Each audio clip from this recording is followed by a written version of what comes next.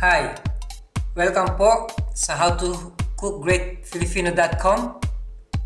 Ngayon po ang lulutuin natin ay sinigang na bangus na isda.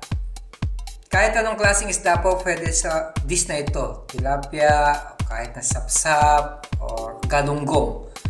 So, ang gagamitin ko po sa dish na ito ay milkfish or bangos.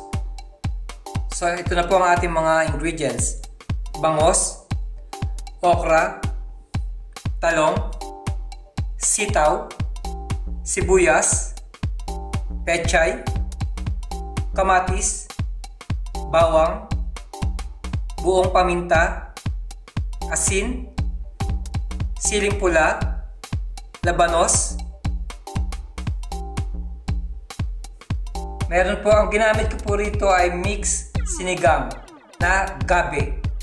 Tapos patis po at gagamit po tayo ng mantika at maraming tubig, mga 2 litrong tubig. Umpisa na po natin ang pagluluto. Okay po, umpisa na natin ang pagluluto ng sinigang na bangos. Sapat po, nagpakulo na ako ng tubig. So ang first step po ay ilalagay natin ang bawang.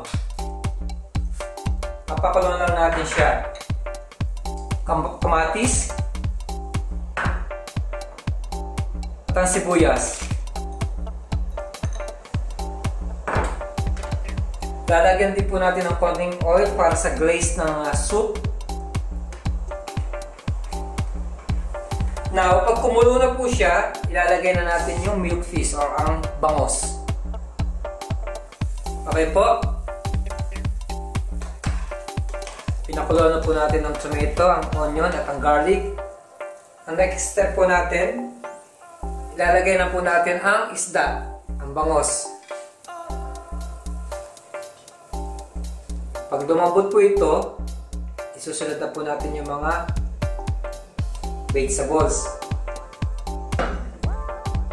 Ilalagay na po natin ang patis para lumasa na siya.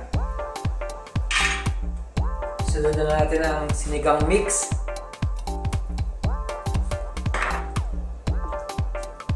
Ang paminta at ang salt.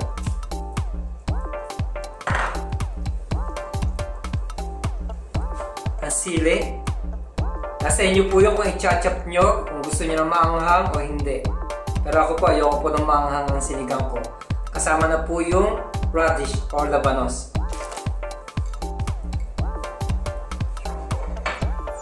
Now, cover po natin for a few minutes.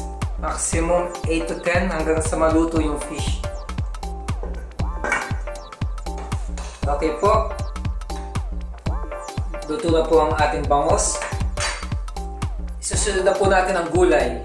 Ang sitaw, ang talong at ang okra.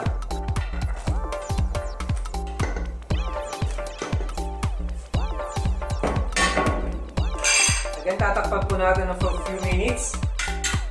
Lastly, ang our bok choy or pechay. Dahil madali po itong maluto.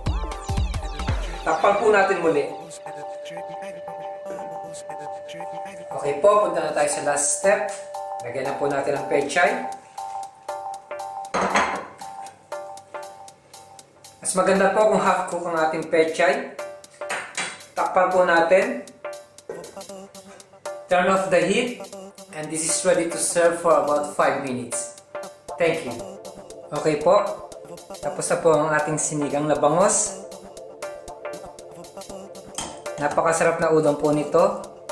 Again, salamat po sa panonood ng howtocookgreatfilipino.com. Maraming salamat po. Mabuhay!